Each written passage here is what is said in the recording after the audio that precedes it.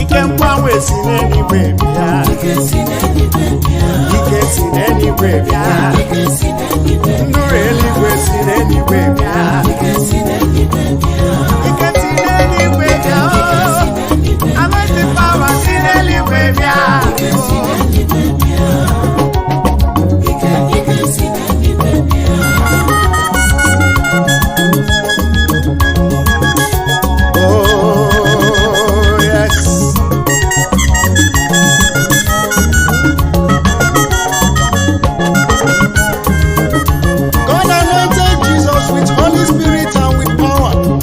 About doing good, so shall he anoint you to do good.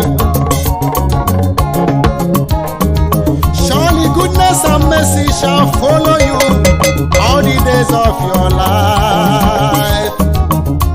In your business, amen. In your family, amen.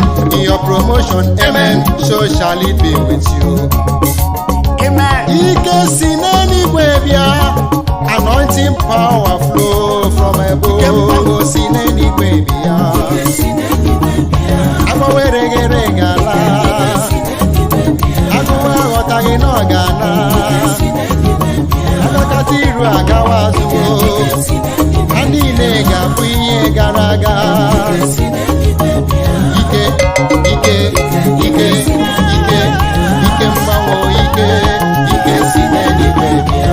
Ike zute nwoke nke nọ na beautiful gate. O wee mee ka ọ gaa ije. Wee mee ka ọ dị ọcha.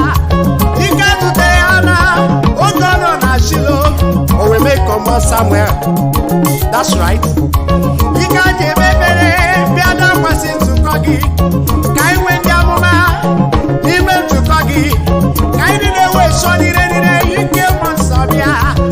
Anyị chọrọ ike gị o.